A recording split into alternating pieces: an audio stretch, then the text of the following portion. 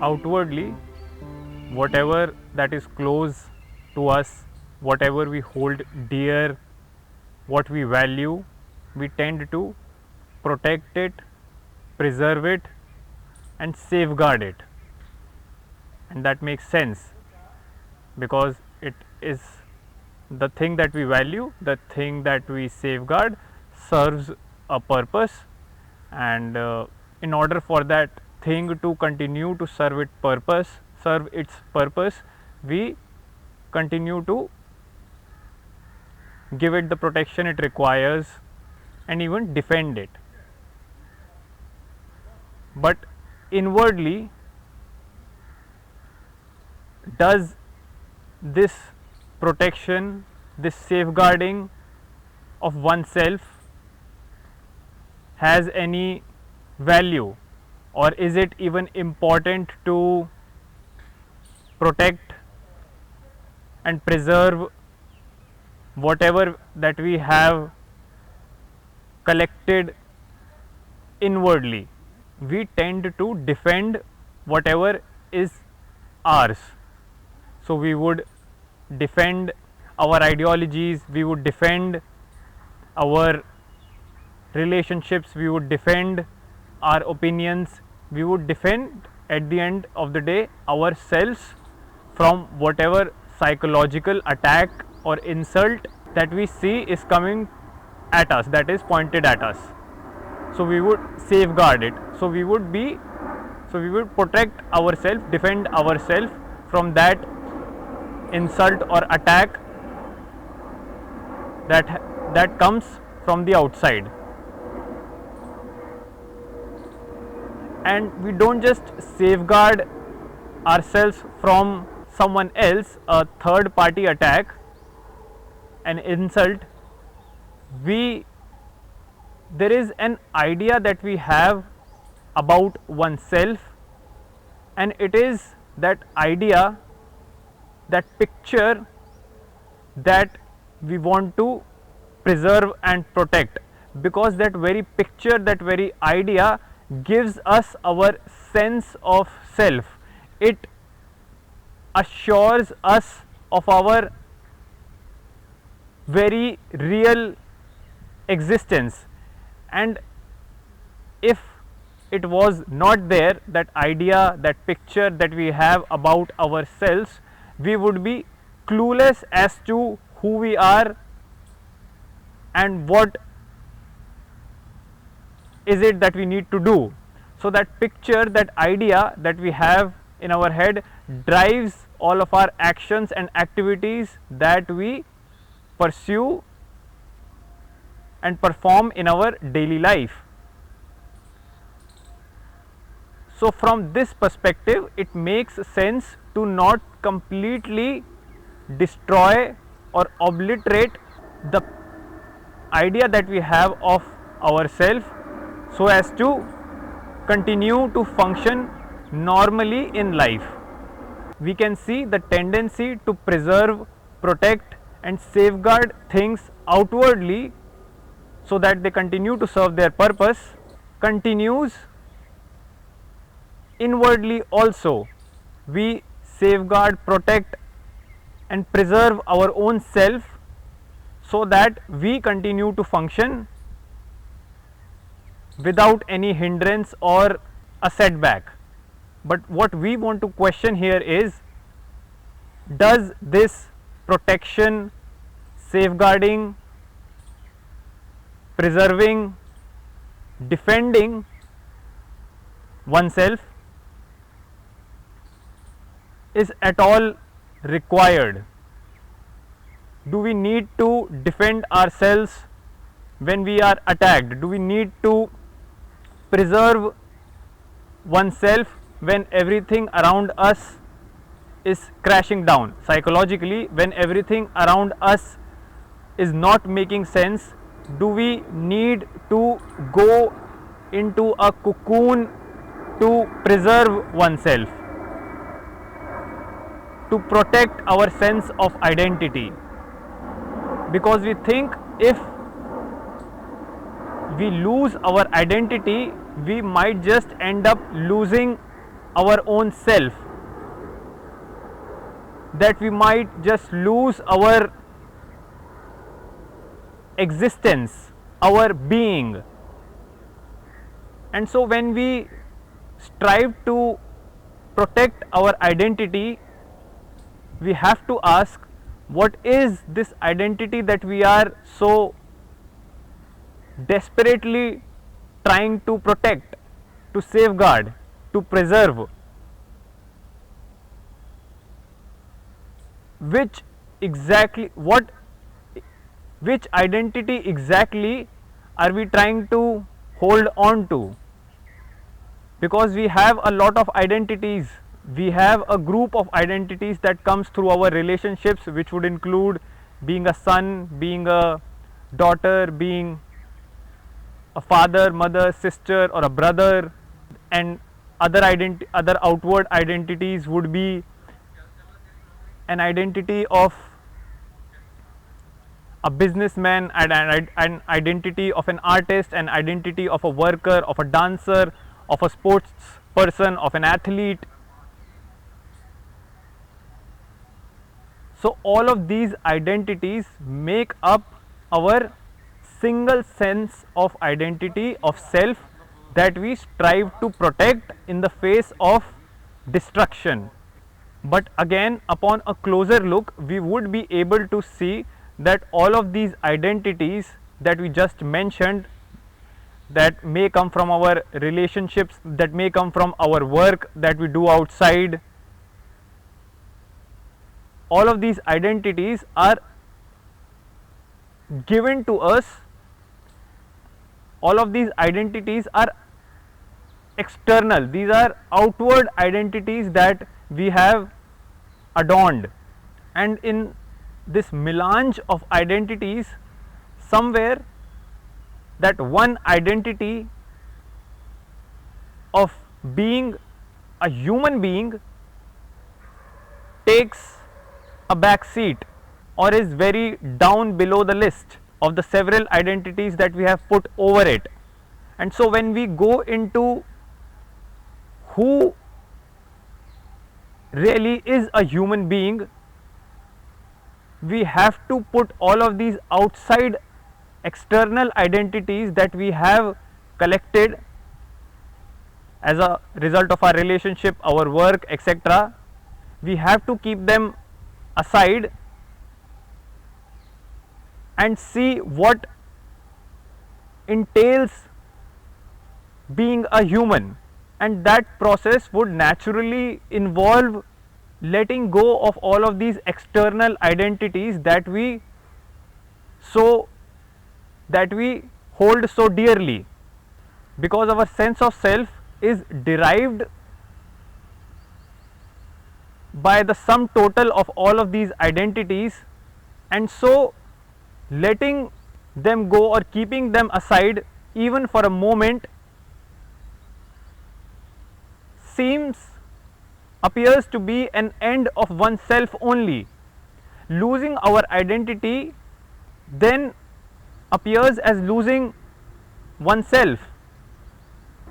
But we have to ask ourselves, do all of our acts of preservation, protection, and our innumerable efforts to defend this sense of self are even worth? Because in this business of defending oneself, we somewhere completely lose contact with our primary identity, and that is of being a human being. We completely lose touch of what it means to be a human, and so we occupy ourselves with the task of defending all of these outward identities that we have collected, and never really go at the bottom of, never even question that what is it that we are defending, and is it even worth defending in the first place. Psychologically, they are identified as ego defense mechanisms, and there are n number of these mechanisms that we put in place to defend this sense of self, to defend the ego, and it is considered a normal behavior, something that one does to preserve the sense of their self, and it inherently arises from a sense of fear and anxiety, because that is our first reaction to preserve oneself, because even the thought of not defending oneself, not preserving oneself seems so daunting that we don't even begin to question that why we are so vigorously defending what we are defending, because what one is actually defending is not really even ours. It is something that is handed to us by the virtue of just being born, by the virtue of just working at a certain place, choosing a certain profession. All of this is just handed down to us and not really ours. And so what we are defending is something that is not ours. And to defend what is not even ours in the first place seems like a duty that is not even worth doing or going into. We essentially become a watchman who is guarding what is not theirs. And so it is worthwhile going into the question that who employed this watchman in the first place, who guards what is not even his. Our sense of self feels really important to us, and because it holds such an importance, such a value to us, that is precisely why we begin to defend it.